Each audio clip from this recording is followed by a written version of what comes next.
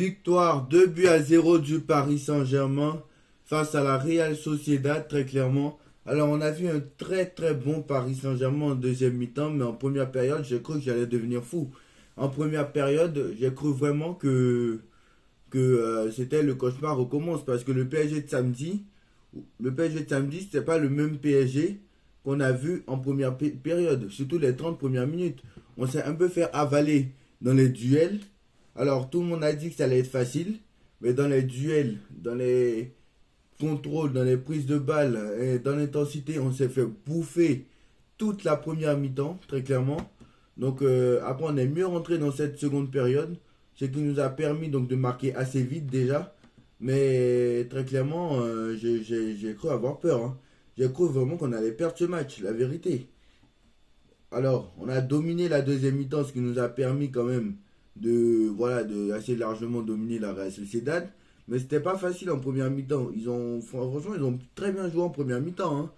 Là, franchement, la première période m'inquiétait beaucoup. Mais bon, franchement, finalement, le Paris Saint-Germain remporte 2 buts à 0 sur un but de Mbappé, sur un corner, hein, et sur un but de Bradley Barcola. Très clairement, Bradley Barcola, c'est le meilleur joueur du. Enfin, franchement, le trio Barcola, Mbappé, Dembélé, c'est le meilleur trio qu'on ait. Parce que Colomwani n'avance pas. Ramos, on ne sait pas où il est. Asensio, c'est un coup oui, un coup non. Donc, franchement, et Asensio, maintenant, Luis Enrique l'utilise plutôt au milieu. Donc, je ne sais pas si. Franchement, Bradley Barcola, Mbappé, Dembélé, depuis le début de l'année, c'est indéboulonnable, hein. Franchement, Mbappé, depuis qu'il a été replacé dans l'axe, le mec, c'est un phénomène. Voilà. Et franchement, j'ai trouvé un bon match du Paris Saint-Germain quand même. Enfin, pas un bon match, une bonne deuxième mi-temps du Paris Saint-Germain. Parce que en première mi-temps, certes, on avait le ballon, mais c'était chaud, hein. C'était chaud parce que dans certains duels, pardon, on se faisait manger, hein. Franchement, dans quelques occasions, j'ai eu peur, hein. Après, la Real Sociedad a quand même fait 0 tir cadré, ça c'est la vérité. Nous, on a cadré 6 tirs, donc c'est quand même quand même pas mal. Mais bon, c'est normal que tu t'imposes ce soir. Mais en vue de la première mi-temps, frère, je pense que ce soir, si tu jouais contre le Real, tu jouais contre le Bayern. Le Bayern, on en parlera du Bayern tout à l'heure. Tu jouais contre le Real, tu jouais contre City, tu jouais contre le Bayern, tu aurais pris déjà 2 ou 3 en première mi-temps. Donc il va falloir améliorer cette première mi-temps. Cette deuxième mi-temps a été très bonne, c'est vrai. Donc voilà. Donc on espère que le Paris Saint-Germain continuera comme ça. Très clairement, j'ai trouvé un bon. Beraldo, je le trouve catastrophique, hein, j'ai pas peur de le dire. Beraldo, je le trouve catastrophique. Beraldo ne progressera pas. Beraldo n'est pas fort. Beraldo ne fait strictement rien. Beraldo, je le trouve même pas bon. Et je sais pas pourquoi on l'a mis à gauche ce soir, alors que Lucas Hernandez était sur le terrain. L'agressivité de Lucas Hernandez, il a tellement souffert Beraldo face à Take Kubo. Franchement, je n'ai pas compris pourquoi Beraldo n'a été titulaire ce soir. Après, Danilo Marquinhos, ça a quand même fait l'affaire. Hakimi aussi. Warren, pas mal. Vitinha Emery, ok. Ugarte n'a pas été sur le terrain ce soir. Je sais pas pourquoi d'ailleurs. Ugarte, l'agressivité d'Ugarte à la place de Fabian Ruiz. Parce que Fabian Ruiz, il a pris l'eau, hein. Parce que moi, j'aurais préféré Ugarte à la place de Fabian Ruiz, ça aurait fait beaucoup de bien, hein. Et ça aurait été le milieu habituel, quoi. Ça aurait été le milieu habituel, très clairement. Mais bon, Lucas Hernandez n'a pas été là, Ugarte n'a pas été là, donc voilà. Ça aurait été le milieu habituel, mais bon. Après, ben, Barcola a quand même fait un bon match, et Dembélé aussi.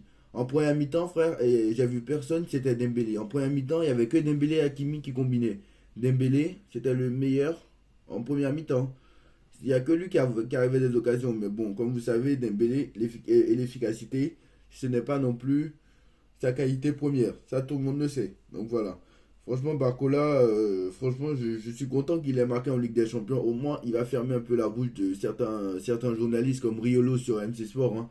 Riolo, avec ses occasions, les occasions ratées de Barcola contre Newcastle et contre Dortmund, oui, lui n'a pas le niveau pour même jouer en Youth League. À un moment donné, il faut arrêter. Au moins, il va fermer la bouche un peu de Riolo. Et si même Barcola pouvait encore marquer dans 3 semaines, ça aurait été très très bien. Donc voilà. Donc maintenant, c'est une option que tu prends pour la qualification. Faudra pas se rappeler des années précédentes. Bon, je pense que le Paris Saint-Germain maintenant a beaucoup appris de ses erreurs. Et j'espère que cette remontada, cette fois-ci, il n'y en aura pas. Mais normalement, il ne devait pas en avoir. Paris n'a pas gagné un match à l'extérieur depuis le match au Maccabi Haïfa, sur le terrain du Maccabi Haïfa. Donc voilà, ils n'ont pas gagné un match à l'extérieur depuis presque un an et demi. Donc ça aussi, c'est une stat à ne pas prendre, à la légère. Donc voilà. Donc attention à ces stats aussi. Donc voilà. Attention à ces stats aussi. Donc j'espère que la malédiction sera brisée. Très clairement. Donc voilà. Alors concernant les réactions. Luis Enrique, quand on voit la première mi-temps, il était difficile d'imaginer que nous allons gagner 2-0. Alors ça c'est vrai. Hein. Ça c'est vrai. Hein. Nous connaissons déjà le niveau de la Real Sociedad. Ils ont terminé en tête de leur groupe. C'est une équipe devant l'Inter de Milan, finaliste de la dernière Ligue des Champions, pour rappel. C'est une équipe qui joue ensemble depuis de nombreuses années. Ils savent exactement quel type de match ils doivent jouer et je pense que c'est une équipe spectaculaire. Vous pouvez imaginer la pression que nous aurons à San Sébastien et la difficulté et la tâche de la tâche qui nous attend. Mais le football donne des opportunités. Nous avons eu, nous les avons eues lors du deuxième acte, un meilleur départ. Nous avons pu les presser davantage. Nous avons pu sortir et jouer le ballon et générer plus de danger. Les situations plus claires, de meilleurs ballons pour nos attaquants. Et c'est là que nous avons fait la différence. Ça, c'est vrai. Parce qu'en première mi-temps, on n'arrivait pas du tout à sortir les ballons. La Real Sociedad pressait haut, on n'arrive pas à sortir du pressing. Même Warren Zaïre-Emery, c'est lui un peu qui sortait un peu, mais c'était un peu compliqué. Donc voilà. C'est vrai que quand tu n'arrives pas à sortir du pressing, tu es pressé, tu es mis à la gorge, ok. Mais c'est vrai que une fois qu'on arrive à sauter le rideau de la Real Sociedad, après il y a des boulevards qui restent pour Dembélé, pour Mbappé, etc. Donc voilà, pour Barcola et tout ça. Donc voilà, je pense que le PSG quand même est assez sérieux. Et je pense que j'espère que le Paris Saint-Germain ne va pas commettre la même erreur que les précédentes années. Donc voilà. Mais on passe maintenant à l'autre match du jour, Lazio Bayern de Munich. Très clairement, je ne savais pas que la Lazio allait battre le Bayern de Munich. Énorme surprise. La Lazio de Rome qui bat le Bayern de Munich. Alors très clairement, le Bayern de Munich est en crise. Donc, sur un but de Ciro Immobilier. Très clairement, je ne savais pas que la Lazio était autant en crise. Hein. La Lazio est... Pardon. Le Bayern est en crise. Hein. Ça, je peux vous dire de suite. Hein. Parce que très clairement, le Bayern, normalement, doit gagner 3-4-0 ce match. Ils doivent le gagner 3-4-0. J'ai pas peur de le dire. Ce match-là, ils doivent le gagner 3-4-0 tranquillement. Mais le Bayern a perdu 1-0. Le Bayern a eu quelques occasions. Mais voilà, ça n'a pas suffi en fait. Ça n'a pas suffi.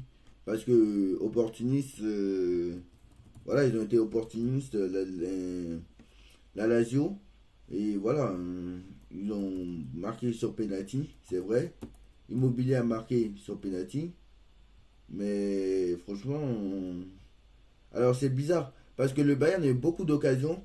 Mais moi, ce qui est inquiétant chez le Bayern ce soir, je ne sais pas si ils ont. Alors personne n'a mis cette stat, mais le Bayern a cadré 0 tir. La Lazio a cadré 4 tirs.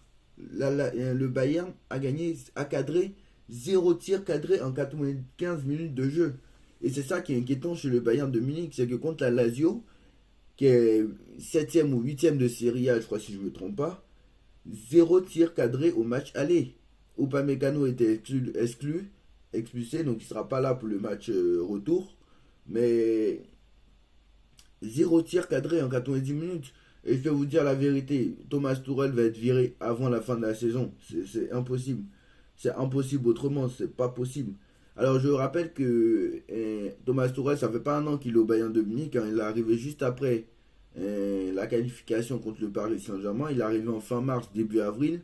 Donc Thomas Tuchel est arrivé début avril au Bayern de Munich. Et voilà, il n'a pas rien fait de spécial. Son premier match, il a gagné 4-0 contre Dortmund. Après, il n'a rien fait, je trouve. Donc voilà, il n'a rien fait, il n'a rien apporté à cette équipe. Donc si en plus il est éliminé, déjà il est éliminé de la Super Coupe d'Allemagne qui gagne normalement tous les ans. Il est éliminé de la Coupe d'Allemagne qui n'ont pas gagné depuis 3 ans alors que tous les ans il la gagne. Il est éliminé de... Il est assez distancé en championnat. Normalement, si le Bayern Leverkusen ne fait pas les cons, normalement, il y a pas de titre pour le Bayern.